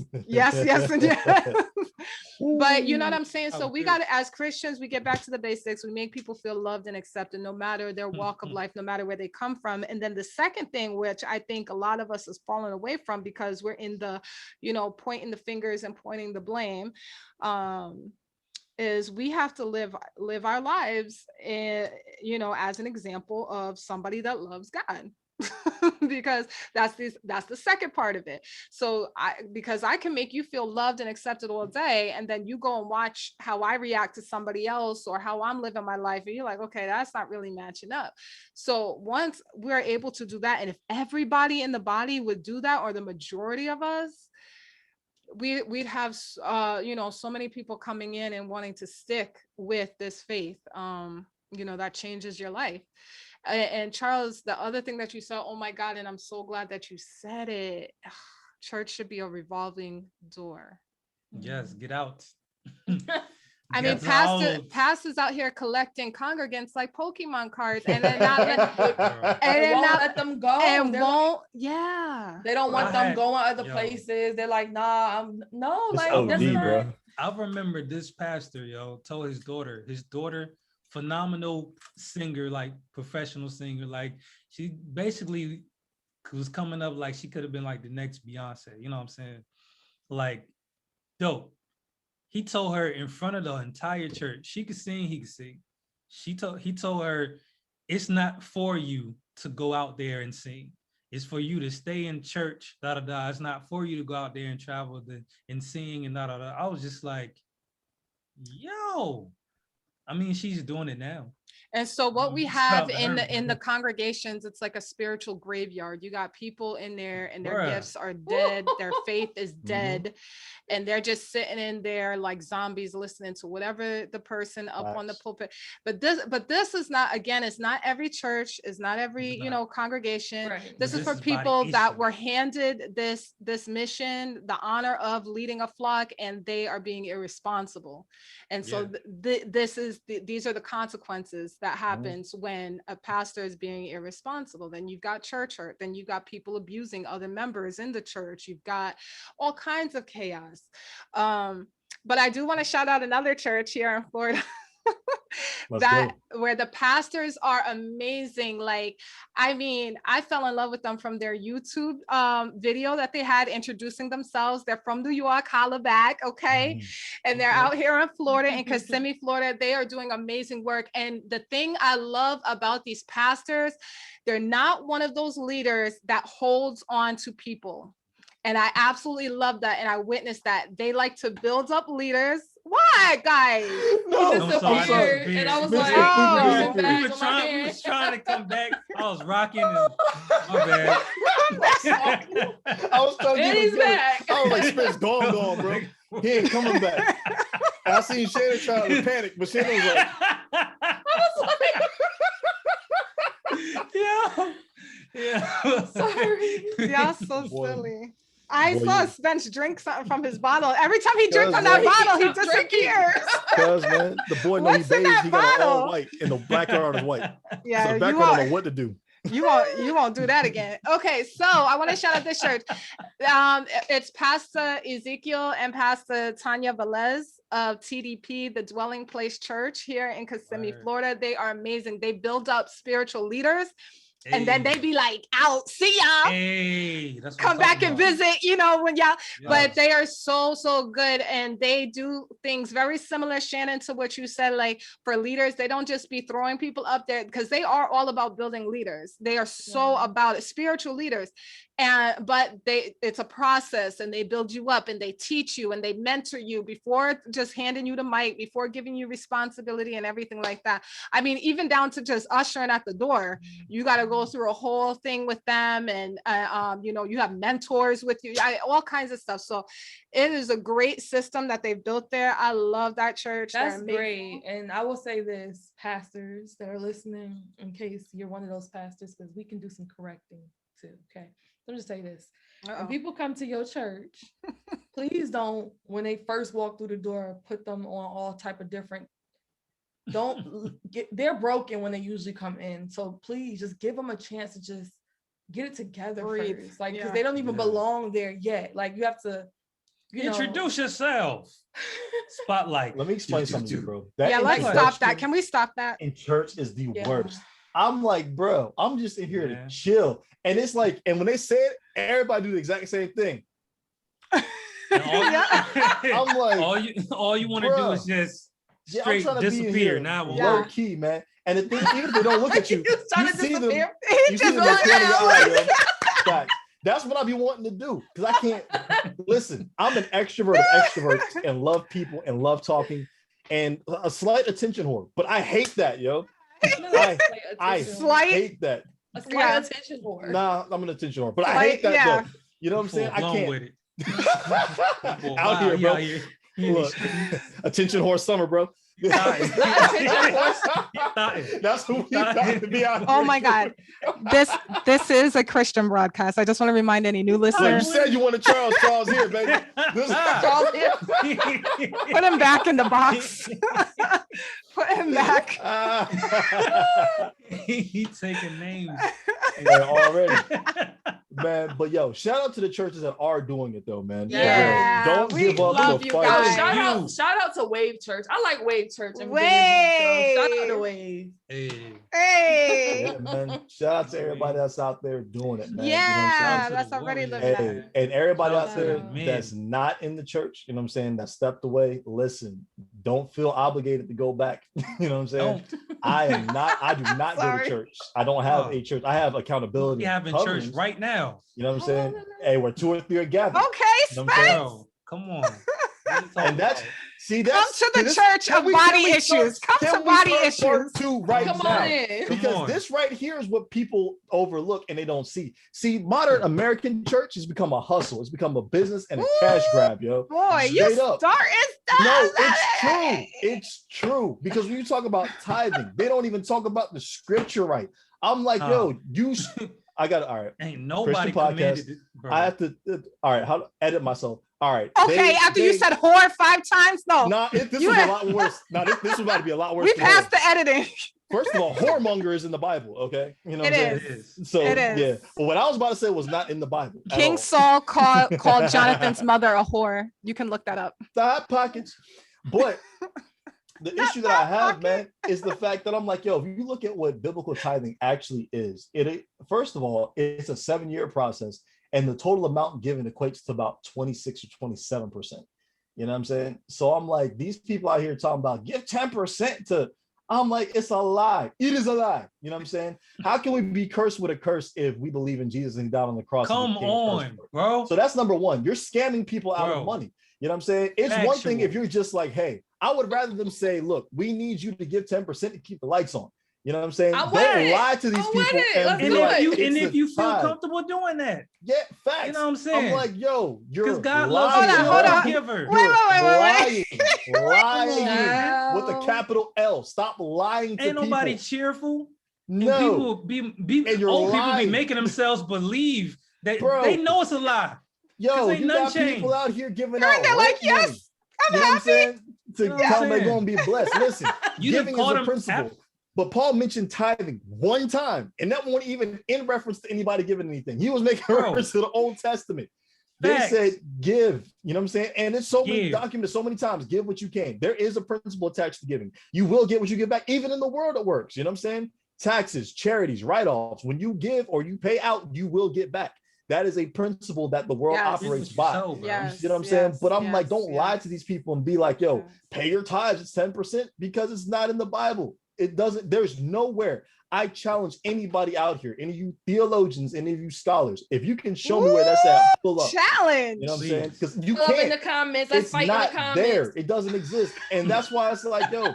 And I have completely lost control of this episode. Will be like, yo, this episode is gone. I hate this, yo. I'll be in church. All right, well, they called up, give the offering. Okay, cool. They start counting it. Oh, we're 200 short. Come on, God said somebody got to get it. My God. Like, bro, why are we still in here? If you didn't get it, you didn't get it. If they were going to give more, they would have gave more the first time. You basically got people by the ankles shaking them like this upside down to get the change up their pockets, bro. I know. I'm God like, it's told so me. Stupid, bro. Don't do that. Don't do that. Lying Don't on the do Holy that. Spirit, bro. Why? I'm like, see, God need to start dropping people again. Real. When they lie to church. That's what need to happen, bro. And fear overcame everybody. I bet you they start. I bet you it changed. Wait. Lord, right where he speaks. They said that you are held to a higher standard. You are held to a higher accountability. That's why I got an issue with this. That's why I'm talking like this, because it ain't like a regular civilian out here. You got a call and a commission to take care of these people, and you've taken advantage of them. So if God strike you dead in the pulpit, ain't nobody gonna bet an eyelash. They're gonna do you just like they did the people in the tent. Tie a rope around them, pull them on out. He was out there messing up. You know what I'm saying? That's what they had to do. And they were in that tent, and they gave them very strict instructions. Don't do this. And don't do that. Yeah, and guess what? If they ain't come out about 15 minutes, if they had that bell, they had bells on them too. If them bells start jingling, oh, you gone, bro. He touched something he wasn't supposed to touch. Gotta pull him out because they couldn't walk up there. You know how scary it was when the first dude lied and he failed and they drug him out, and then the second his wife lied, and then it was like the last words he told her is that I know that people. I would have been in the crowd like, bro, you gonna be out there next to your husband. And listen, when it comes down to that, bro, people be like, yo, well, why don't God do that no more? God, da. Listen, this was in the early days, and God had to make a point. God had to make an example, because we didn't have social media. We didn't have news. Stuff wasn't widespread. It was word of mouth. So what happened? We didn't have the blood of Jesus Christ That's covering us. Thank God for Jesus. Good Lord, y'all done just gave everybody an Old Testament whooping just now. Nah, cause man, and that's why people be like, I can't do it. Because I'm like, bro, I'm fully saved, functional in God, making it into the gates, working out my salvation daily. And I can't stand it. That's bro, I'm like, I'm good on that. Like I'm good. In church culture in general, I'm good on, but like it's the stuff like that that makes me I don't like it. I actively don't like that. You know what I'm saying? It's a difference between this isn't my thing and then me actively not liking something. I actively don't like a lot of what I see and what goes on. You know what I'm saying? And I'm like, it's just, if they would just correct that. But again, you have to think about where it stemmed from. Baptist church originated because the white man gave us something. You know what I'm saying? That's why that spirit of ownership and control resides in a lot of those churches, because we finally got something that Master gave us. But that's a whole nother conversation for another time. You know what I'm saying? Ooh, but that's what happened. And that's why you see some of these traits in these churches today. You know what I'm saying? That church finger that came up was because slaves had to let people know that they had to leave before they left out the building. And y'all want to carry that tradition on for what? That's what I'm saying, bro. I got an issue with that. And I can understand why other people don't like it. But at the same time, I'm not one to be like, this is an issue and then stay away. How do you rectify this issue? You know what I'm saying? Yes. And I'm like, look, COVID is horrible and it's bad for all the lives that are affected. But at the same time, this is not unlike God to cause a plague to clear out stuff he need cleared out. COVID told on everybody. Derek Jackson and all the churches. COVID told on everybody. DJ. Nah, DJ told on DJ. That boy was dumb. That's DJ told on DJ. So that was and he's calamity. Still out here getting he's still getting flamed, Joe. Cameron was talking about DJ the other day. You know it was bad if Killer Cam talking about it. Killer Cam was like, yes, I forgot to click on the article, so I don't know what he said. But Killer Cam definitely called out DJ. Yo, and you know Cam is ignorant. Yeah, he is. Oh my God. All right, so wow. Okay, wow. Let the bodies hit the floor. Basically. I'll play music. Hey, well, that's my jam, Lord, who next? Basically. All right, so Shan, what was the next point? How can someone heal from being church hurt? That was I think we talked about that already, about the therapy and stuff like that. Okay, and then that was that. Okay. Woo. All right. So you survived episode 6 if you're still listening this far. Woo. No, you know what? I what it is like we just brought up a whole lot of just now, which probably all separately needs their own episodes to talk about, because there's a lot of things that we were brought up in. Spence and Charles, how long have y'all been saved? Since I was 19. I will say since I've been walking and actively walking where I was supposed to, about 18. Okay. I got saved at 19. I'm 33. Okay, so so it's been some years now. Okay, so there's a lot of stuff that I feel like our generation and younger are noticing that's like, you know, and so I feel like that was just the start of it all coming up a little bit. I do have a question. You know what I'm saying? I'm not trying to prolong this, you know what I'm saying, anymore. No. But I have a question because I saw somebody post this and I was like, this is an interesting question. And the responses that I saw to it were mad interesting. You know what I'm saying? But like, if the question was, when it came down to the purity movement in the church, do you find that helped you, or did you find that it was a detriment to sex and your sexuality? What are you doing? The purity movement. So you're talking about like when people were buying, like we're getting those purity rings and going through like the courses, and talking about I'm gonna abstain until this. I think that was awesome. You know what I'm saying? But once again, accountability. You know what I mean? Like, I think that it's awesome when you have correct teaching when it comes to sex, when it comes to the freedom of it, when it comes to, you know, how God designed it to be. You know what I'm saying? That's awesome. People need that, and they need to hear it from the body, from the church. You know what I'm saying? The problem is when you're just telling people to stay pure and that's it. You know what I'm saying? Were you ever actively involved in anything like that? Or you probably weren't involved? I don't even know, bro. I might have. I had a purity ring. Okay. Actively involved in which part? Long walk. I'm not talking about the courses or the period or whatever it is that you had to do. I had a ring.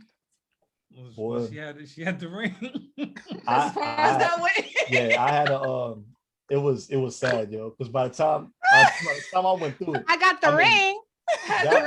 It was already a wrap for me by the time I went through it. At that point, I was just going through the motions. Wow. I had the ring, but like literally, I didn't feel like I could talk to like sex was so like we can't talk about this. It's so dirty that it was just like, well then, all right, so it didn't work. It was no point in me having the ring because I'm like, at that point, I'm struggling over here. I like this chain. So I was like, dang, well, I guess I got a chain out of it. It didn't really do much for me. It was just because it was like you said, and sex needs to be a whole nother, just because again, things that the body doesn't talk about or they're not really great at talking about, at least in my experience, because I don't really remember anything in it. But I did learn something though that stuck with me in the back of my mind. The rest of it was trash and completely irrelevant to anything I had going on. But there was one thing that I learned, you know what I'm saying? So everybody out there listening, you know what I'm saying? If you're out there in them streets, you know what I'm saying? You out here, you know what I'm saying, whatever, doing what you do, slipping and sliding, you know what I'm saying, ducking and dodging, trying to see what Oh no, not the Nestle Crunch Bar thing again. Well, listen, you know where I'm going with this. It's stuck with me. You need to be informed because when they gave us a little book, right? When I saw, I don't stop me if I said this, but I don't remember if I said this, but I found out that, so, everything in life is porous, right? So the holes in condoms, let's just say they're this big, right? You know what I'm saying? They said that I think it was either HIV or AIDS. AIDS was the smallest, but basically it was the equivalent of, let me find some white space. Basically, like this little black dot right here, that's the size of an AIDS micron. You know what I'm saying? And it can slip through like condoms, bro. You know what I'm saying? Like they got stuff out here that people that you can't cure with antibiotics no more. You know what I'm saying? Boy, let me tell you something. I got some stories. Oh no, we gonna talk about all of that. You know what I'm saying? No, Uncle Charles, not now. Not today. Oh, but it's coming. You know what I'm saying? Oh, it's coming. As a matter of fact, Mo, if you want a sneak preview, go to my my YouTube and watch our episode. You can find out all about why I know these things from firsthand experience. I don't have AIDS or HIV, by the way, so let's go ahead and get that away. Praise and I'm God, completely STD free. You know what I'm saying? Amen. I told you, I dodged the bullet. You know what I'm saying? But that's why it's important to talk about these things. But I don't feel like the purity movement really did what it was like the DARE program for school, essentially. You know what I'm saying? It was like, really, it's like to me, it was another thing to cause division. I feel like within the church, it was, oh, I've got my purity ring. Oh, I'm doing it, and then those who were struggling in that area, that's what they were doing, or couldn't participate. Yeah, it was like, or became a target. Oh wait, couldn't participate? What you mean? Well, like because you were already out there living how you was living, or your parents couldn't. Or your parents. No, I didn't participate. Oh my God. Oh, you weren't supposed to participate. Or you got disappear for me, or you got to right sink into the background, just sink out. Or you were preteen, like you got a baby. You have a baby, you already had a baby, you pregnant, and then you trying to squeeze into the purity ring. That's so wild, to me, that's how I saw it. But anyways, I could not participate because we lived super far away. So I couldn't go. The classes were like all during the week, blah, blah, blah. It was a mess. So anyways, I could never. So apparently I thought because I didn't have no ring. No, I'm joking. No, my introduction into sex was not good, but this is why mental health is so important and therapy is so important, especially for our young kids and our youth that are going through things. They need that therapist. They need people there to talk to, because there's just certain things you can't talk about with your parents. And there's certain things that when you're in that state of mind, you can't pray your way through it. There's just too much going on, too many emotions, and you need somebody professional there. So I would say from my experience, the purity ring thing was like, no, it didn't work. Like what church kind of took on is kind of like how governments want to solve problems. Programs and courses do not solve everything, bro. That's not the answer. We need some more programs, some more courses. No. We need a community of some real people that are professional, know what to do, know how to handle these situations, and are gifted in these areas to help people. Sex should be celebrated, bro. And I feel like the church didn't celebrate it the way it was supposed to be celebrated. I felt like it was either education or it was negative. It was never like, yo, you know what I'm saying? Hey, throw that ring on, bust it open. You see what I'm saying? Like, you never had those conversations. It was never that. You know what I'm saying? Exactly. Ain't nobody tell you about round of applause. You know what I'm saying? You ain't get none of that. I'm like, no, there was sex nothing is to like, look forward to. You can't even say the word sex in church. Yeah. Like, I'm like, bro. To this day, it's 2021. And then you and people are like, well, you know. No, so I doesn't. they send the kids to the back. They be like, kids go to children's church, but then we can't talk about sex as adults. I'm confused. Like, literally, we're adults, and bruh. And then when you send them kids to children's church, guess what's happening in children's church, bruh? And like, what makes it so bad? It's like, okay, when it comes to the flesh, the lust of the flesh, anything that you try to keep away from something makes it worse. Especially when it's natural in the first place. Yes, it makes it worse. So it's like, if you don't talk about things to, in the right setting, the right atmosphere, you leave people to imagine. And like, we're built off imagination. We move off imagination. Like Jesus said himself, like, if you even think about it in your mind to be with this woman, you already committed adultery in your heart. Like, it's that serious. So like, to just leave people to their thoughts, you know what I'm saying? It's just like, bro, people gonna get it out one way or another, Yeah, it's like, why not control it and get in front of it and guide it? You know what I'm saying? Not control, but guide it. You know what I'm saying? At least just do that and be like, hey, this way. That's all you got to do. Even to the point, bro, I feel like community within the body should be so strong where, remember how I talked about in the Bible, how like sexual, like dealing with your own passions, right? Like if you are dealing with it that bad, you know what I'm saying, to let them marry, bro. You know what I'm saying? Let them marry, bro. I feel like if the community was tight enough, it's certain people that are mad young, you know what I'm saying, that you can let them marry and guide them to a successful marriage where they're not out here just suffering because they can't control themselves. You know what I'm saying? But you said it, bro. Community, dog. Exactly. You know what I mean?